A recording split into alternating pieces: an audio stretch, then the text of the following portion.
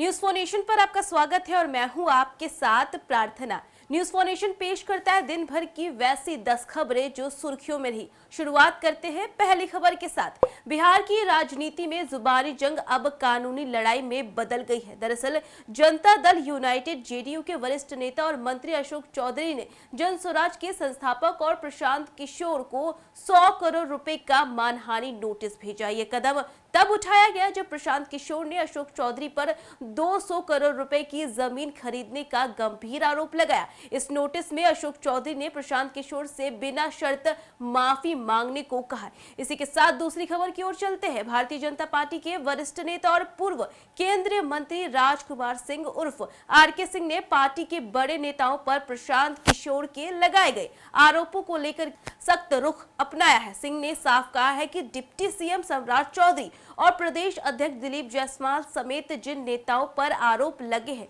वे या तो खुलकर सफाई दे या इस्तीफा दे। इसी के साथ चलते हैं तीसरी खबर की ओर। पटना की सड़कों पर एक बार फिर कांग्रेस नेताओं का गुस्सा फूटा। बिहार युवा कांग्रेस की ओर से प्रदेश कांग्रेस मुख्यालय सदाकत आश्रम में मुख्यमंत्री आवास तक घेराव के लिए प्रदर्शन निकाला गया। इसी के साथ चलते हैं चौथी खबर की ओर। बिहार विधानसभा चुनाव के मद्देनजर चुनाव आयोग ने नकदी को लेकर सख्त दिशा निर्देश जारी किए हैं। आयोग ने स्पष्ट किया है कि बैंकों की नकदी ढोने वाले वाहनों में किसी तीसरे व्यक्ति या संस्थान की नकदी नहीं रखी जा सकती है। ऐसा करने पर संबंधित राशि जब्त कर ली जाएगी। साथ ही प्रत्येक वाहन में बैंक का आधिकारिक दस्तावेज रखना अनिवार्य होगा जिसमें नकदी की शुरुआत और तमाम जानकारियां जो है वो दर्ज हो सकेंगी। इसी के साथ चलते हैं पांचवी खबर की ओर। लखीसराय जिले के सूर्यगढ़ से आरजेडी विधायक प्रहलाद यादव के पुत्र विनय कुमार का पटना के रूबन मेमोरियल अस्पताल में इलाज के दौरान निधन हो गया। यह दुखद खबर सुनते ही विधायक प्रहलाद यादव की तबीयत बिगड़ गई और उन्हें तुरंत अस्पताल में भर्ती कराया गया। डॉक्टरों के अनुसार उनकी स्थिति स्थिर है। रूबन मेमोरियल अस्पताल में प्रहलाद यादव को भी भर्ती कराया गया। इसी के साथ चलते छठी खबर की ओर। बिहार विधानसभा चुनाव होने में बस अब कुछ ही दिन दूर है और इसी बीच महागठबंधन ने अपनी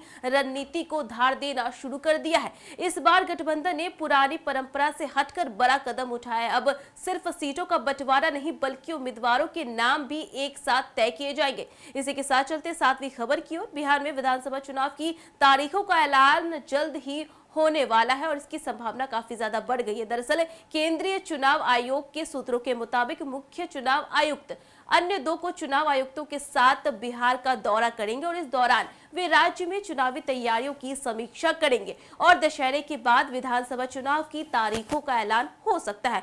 अनुमान है कि अक्टूबर के पहले या दूसरे सप्ताह में आधिकारिक घोषणा की जा सकती है। इसी के साथ आपको ले चलते हैं आठवीं खबर की ओर, जहां पर 27 सितंबर को भारतीय जनता पार्टी बीजेपी के रणनीतिकार और केंद्रीय गृह मंत्री अमित शाह एक बार फिर बिहार दौरे पर आ रहे हैं। शाह 27 सितंबर को अररिया, सारण और वैशाली में पार्टी नेताओं और कार्यकर्ताओं के साथ मुलाकात करेंगे। इसी के साथ चलते हैं नौवीं खबर की ओर। पूर्व ऑलराउंडर युवराज सिंह ऑनलाइन सट्टेबाजी ऐप से जुड़े धन शोधन के मामले में पूछताछ के लिए ईडी के समक्ष मंगलवार को पेश हुए। दरअसल बता दें कि युवराज जो है वो दोपहर 1 बजे पेश हुए थे और इसी के साथ साथ सट्टेबाज इस ऐप के बारे में उनसे जानकारी भी ली गई और वो ईडी के दफ्तर पहुंचे थे। इसी के साथ चलते हैं 10वीं और आखिरी खबर की ओर।